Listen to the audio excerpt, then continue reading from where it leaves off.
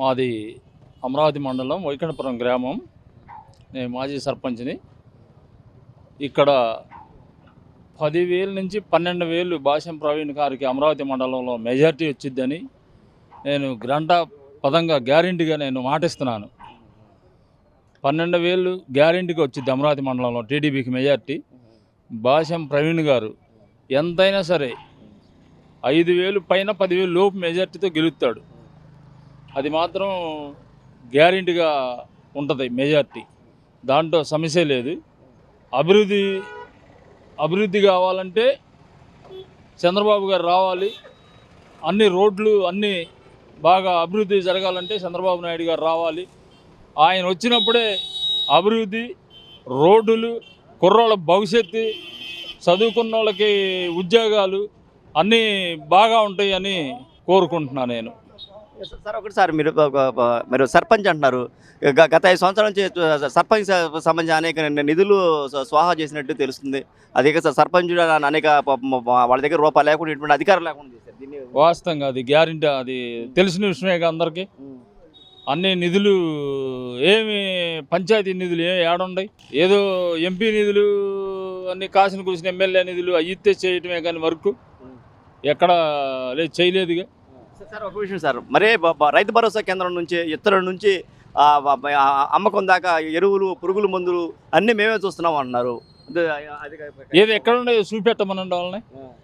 రైతు భరోసా బ్రహ్మాండంగా పనిచేస్తాను. ఎక్కడ ఏ ఊర్లో ఉన్నాయి? మా ఊర్లో ఏడా మీరు ఏమి ఇచ్చారు? మా ఊళ్ళో రమ్మనండి, మాట్లాడదాం.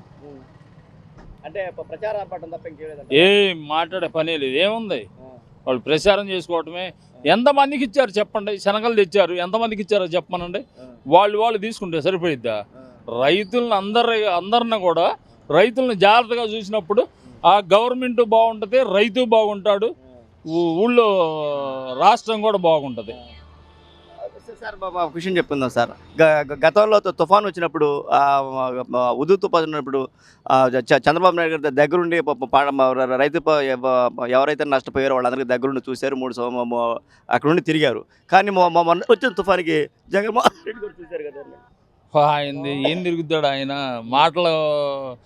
మాటల ముఖ్యమంత్రి కానీ చేతల ముఖ్యమంత్రి కాదు. కానీ నేను వస్తే రైతులకు పండగే కానీ దండ కదా. అది పడుతుందిగా. ఇప్పుడు రైతులకు పండగ ఏడందో చూపెట్టండి. 7 మిర్చి వేసారు రైతులు. ఎక్కడ ఎంత నష్టపోయారు రైతులు? పత్తి ఎంత అయింది ఒక్కొక్కళ్ళకి చెప్పమనండి. ఎక్కడ పండగ? ఎక్కడ రైతులకి? రైతులు అలో లక్షణాన్ని ఏడుతుంటే రైతు ఎక్కడ బాగుపడ్డాడండి?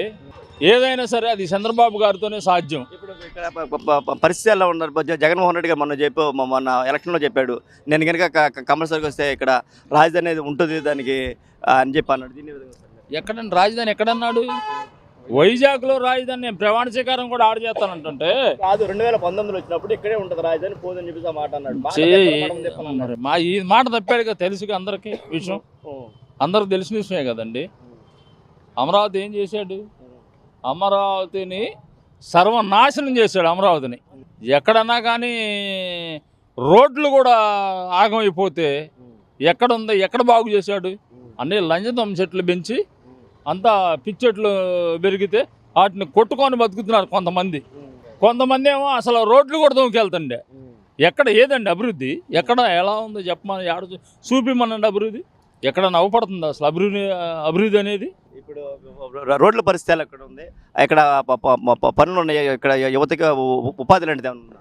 దీనమ్మా ఇక్కడ అమరావతి నుంచి తుళ్ళూరు పోయేపటికి అసలు నడువులు పడిపోతున్నాయి. దేవుడు అనే బస్సులో ఏడుతున్నారు, బస్సు ఎక్కిన వాళ్ళు. ఏడ బళ్ళు పరిస్థితి మేమే ఏం పోదాంలే అమరావతి అనిపిస్తుంది మాకే.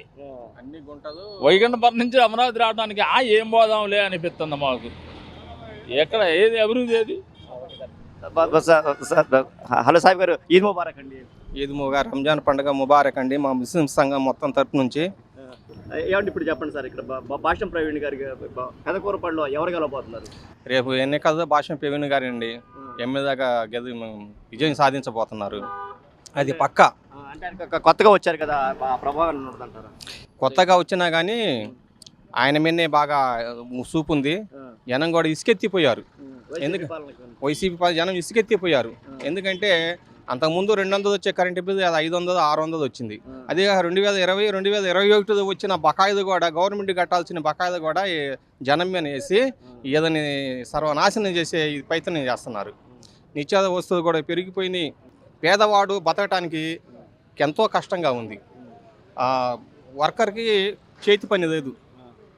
ఇక్కడ ఇసుక మొత్తం ఎక్కడికో పోతుంది. ఇక్కడ ఈటి పక్క నుండి కూడా మాకు ఇసుక దొరకటల్లా.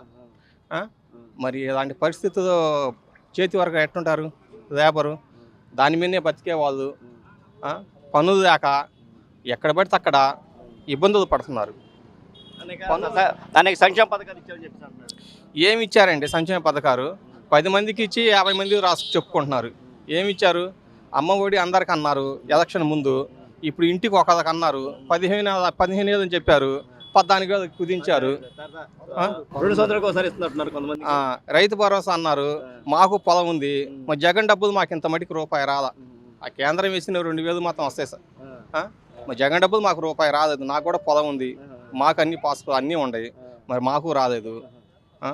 చదువుకున్న పిల్లలకి 3 సంవత్సరాలు ఇచ్చారు.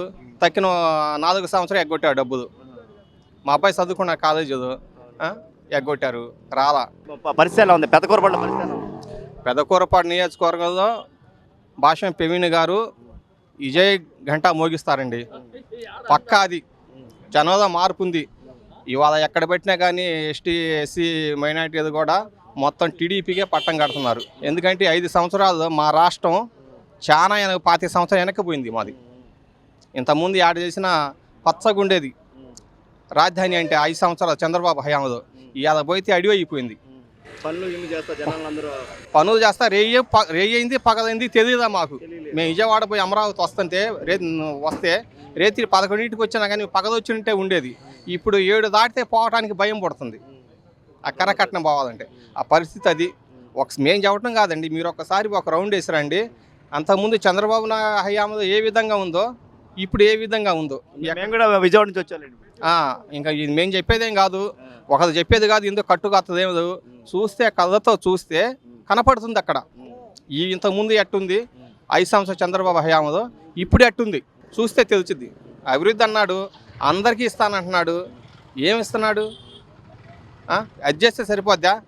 పిల్లలు చదువుకున్న పిల్లలు ఇతర హైదరాబాదు బెంగళూరు పోయి హాస్టల్లో వేసిందో పెట్టింది తిని అవస్థలు పడుతున్నారండి. అదే చంద్రబాబు గారు ఇక్కడ ఉండట్టయితే ఇక్కడే మనకి పరిశ్రమలు వచ్చాయి, పెద్ద పెద్ద కంపెనీలు వచ్చాయి, హాయిగా ఇంట్లో ఉండి జాబులు చేసుకునేవాళ్ళు. ఇవాళ మా అబ్బాయి ఉన్నాడండి, హైదరాబాద్ పోయి ఎన్ని ఇబ్బందులు పడుతున్నాడు. జాబులు లేక వాళ్ళు అక్కడ దొరక్క హాస్టల్లో ఉండి ఇది 30,000 ఇచ్చే దానికి 10,000 ఇస్తామంటాం. ఏదో దానికి తలంచి చేసుకోవటం జరుగుతుంది. మా ప్రతి ఒక్క కుటుంబాలు అంతే ఉన్నాయి. ప్రతి ఒక్క కుటుంబంలో లక్షలు పెట్టి చదివించుకొని ఇలా పిల్లల భవిష్యత్తు చూస్తుంటే ఏడుపు వస్తుంది. అది సార్ ఇలా జగన్ ప్రభుత్వం. సార్ మీరు మీ పేరేంటి, మీరు ఏం చేస్తారు? మా పేరు రెడ్లు నరసరావు అండి. నరకోట జైల్సింగ్ కాలనీ. నేను మా మిస్సెస్ సర్పంచ్గా పోటీ చేసింది మొన్న టీడీపీ తరఫున. అంతా గెలిచాం. 9 వార్డులు మాకే వచ్చినాయి, వాళ్ళకి 3 వార్డులు వచ్చినాయి.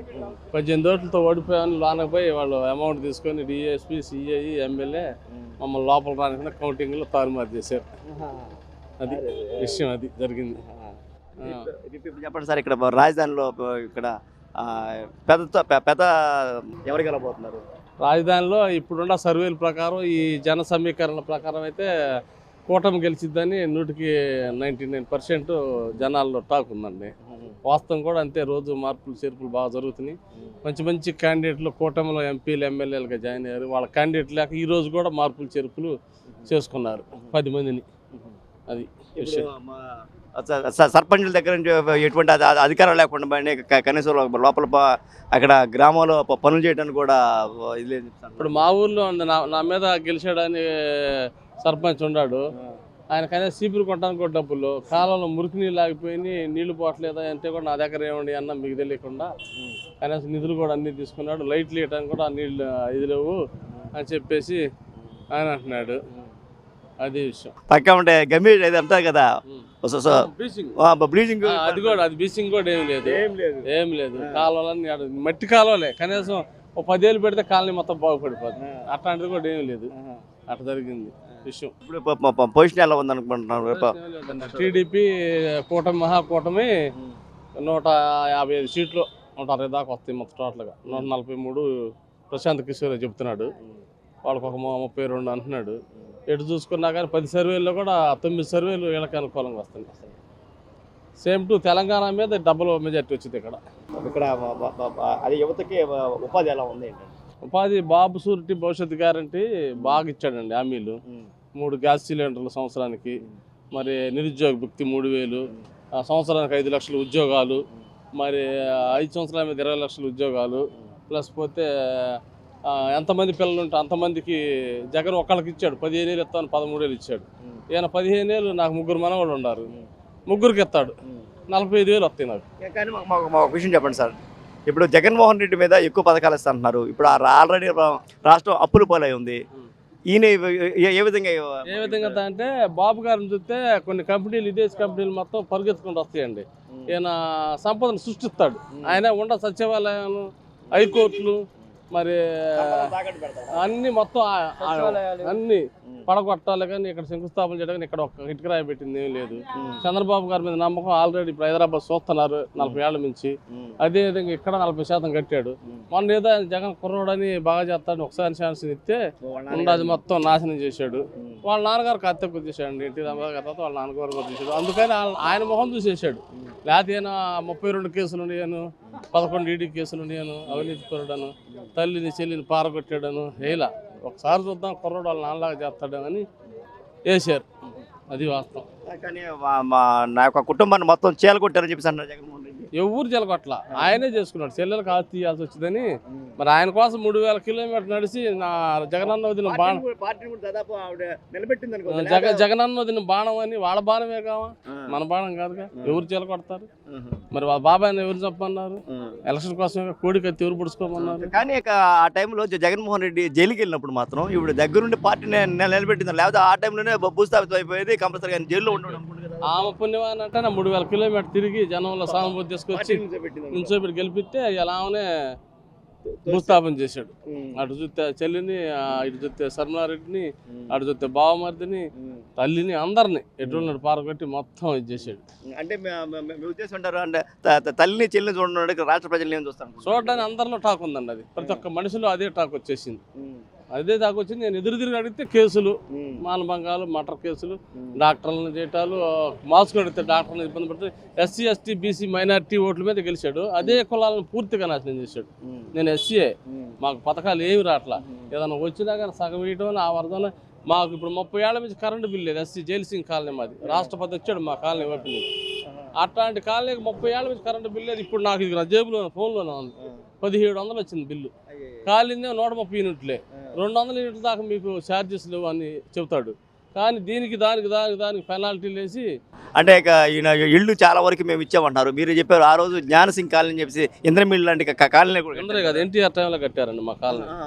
మాకు రాష్ట్రపతి వచ్చి ఓపెన్ చేశాడు. అయితే ఈయన 4 ఇళ్ళు కట్టాడు కాలనీ మొత్తం మీద. మాది 700 ఓటింగు.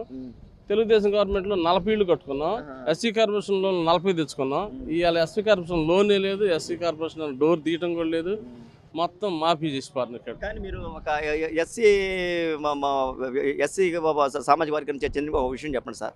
ఆనాడు అంబేద్కర్ అనే వ్యక్తి ఎవరైతే ఆ సమాజంలో అట్టడుగున ఉంటారో వాళ్ళని పైకి తీసుకురావడానికి కోసమని ఈ రిజర్వేషన్లు కానీ లేకపోతే వాళ్ళకి సంబంధించిన పథకాలు కానీ పెట్టారు. కానీ వాళ్ళ దగ్గరికి ఏంటి మొత్తం పూర్తిగా నిర్వీర్యం చేసి వాళ్ళకి అందకుండా చేస్తున్నాడు. దీన్ని ఖండిస్తున్నామండి. ఇక్కడ 25 ఎకరాలు రాజధానిలో అంబేద్కర్ శుద్ధీవనం అని వదిలిపెడితే అదంతా భూ కబ్జా చేసి అమ్ముకోవడం కోసం అక్కడేదో 2 ఎకరాలు బైపాస్ అమ్ముతుంటే ఇది అమ్ముకోవచ్చు అని 25 ఎకరాలు అంబేద్కర్ది మొత్తం లాగేసుకున్నాడు. లాస్ట్లో సానుభూతి కోసం అది ఒకటి కట్టి ఓపెన్ చేశాడు. అది 25 ఎకరాలు ప్రస్తుతానికి తాకట్టు పెట్టాడు. బాబు గారు 25 ఎకరాలు అంబేద్కర్ శుద్ధి వనం అని కేటాయించాడు. దానిలో 150 అడుగులు ఎత్తుతో కట్టాలని మంచి ప్లాన్ చేశాడు. బాబు గారు అయిపోయేది కూడా. ఈసారి ఆయన కడతాడు. పోలవరం ఒకటి, రాజధాని ఒకటి, అంబేద్కర్ విగ్రహం ఒకటి, చాలా చేస్తాడు ఆయన. ఈసారి 99% రాజధాని పూర్తి చేస్తాడు. అంటే ఇక్కడ అంబేద్కర్ తాకట్లు ఉంది. అవి మొత్తం విడిపిస్తాడు, అవి కడతాడు, పోలవరం పూర్తి చేస్తాడు, డిఎస్సి ఉద్యోగాలు మెగా డిఎస్సి ఇస్తాడు. మొత్తం ప్రతి ఒక్కళ్ళు నమ్మకం ఏర్పడిపోయింది. ఈసారి పక్కాగా చంద్రబాబు గారు సీఎం అవుతున్నారు. సార్ ఒక విషయం చెప్పండి సార్, రాంబాబు గారు వచ్చారు, నేను నేర్చుకుంటాం అన్నీ నేర్చుకుంటాం, చేస్తాం, పోలవరం పూర్తి చేస్తాం, రాసుకో చంద్రబాబు అన్నాడు. ఆయన అనిల్ కుమారు తొడగొట్టి మరీ చెప్పాడు, ఆ తొడలేవైని అవన్నీ ఫస్ట్ రౌండ్లో వెళ్ళిపోతాయండి. ఈ రాంబాబు ఆయనకి కీసెక్కి మెగావాట్లకు కూడా తేడా తెలియదు. ఏ రోజు పోలవరం పోయినాడు కాదు. బాబు గారి టైంలో ప్రతి సోమవారం పోలవరం అని పెట్టి బస్సు పెట్టి భోజనాలు పెట్టి సందర్శించి వచ్చేవాడు. మేము ఎన్నోసార్లు పోయాం. అట్లాంటిది వాళ్ళ పోలవరం కనీసం మంత్రి అయినాడు కూడా పోట్ల. అసలు ఆయనకేం జీరో. ఒక డ్యాన్సులు వేయటం, అరగంట పావుగంట అంటాం, కేకలేయటం తప్పితే ఆయనకి ఆ పోలవరం గురించి రంబల్ రాంబాబు ఆయన పేరు. రాంబాబు కాదు, లేకపోతే ఆంబోతు రాంబాబు. అది ఓకే సార్, థ్యాంక్ యూ అండి. చక్కగా రాడు ప్రవీణ్ గారే. మీరేం పని చేస్తారు? ఆటో డ్రైవర్ అండి, మ్యాజిక్ డ్రైవర్. ఇప్పుడు గతంలో కిరాయిలు ఎలా ఉండి ఇప్పుడు కిరాయి ఏమంటే మా ఒక 5 సంవత్సరాల క్రితం ఎట్లా ఉన్నాయి కిరాయిలు? ఏమంటే చంద్రబాబు ఉన్నప్పుడు బళ్ళు బాగా తిరిగినాయండి. ఇప్పుడు బళ్ళు తిరగట్లా, ఆ బస్సులు ఎక్కువైంది, మళ్ళీ బస్సులు ఫ్రీ అంటున్నాడు. మరి మీ ఎట్ట బతకాలా చెప్పండి. సార్ ఇప్పుడు ఇంకో విషయం, 15,000 ఇచ్చారంటారు జగన్మోహన్ రెడ్డి గారు మీకు. ఏమంటే ఈ పన్నులే పడ్డాయండి, మా పడలేదు. నా పేరున ఆటో ఉంది, నా పడలేదు. మళ్ళీ దాన్ని ఏమంటారు, లైసెన్సులు కానీ లేకపోతే కేసులు కానీ ఎట్లా ఉన్నాయి? ఏమంటే కేసులు అంటే అప్పుడే బాగున్నాయండి. ఇప్పుడు ఏమన్నా ఒకప్పుడు 100 రూపాయలు అంటే ఘనం, ఇప్పుడు 1000 రూపాయలు 500 కొడుతున్నారు కేసులు. ఆ ఫుట్లో కొడుతున్నారు పోలీసు వాళ్ళు. అది రాబడి ఎక్కువ, కేసులు ఎక్కువ. అవునండి, వస్తాం. అది ఏమంటే టీడీపీ వస్తేనే బాగుండేదండి.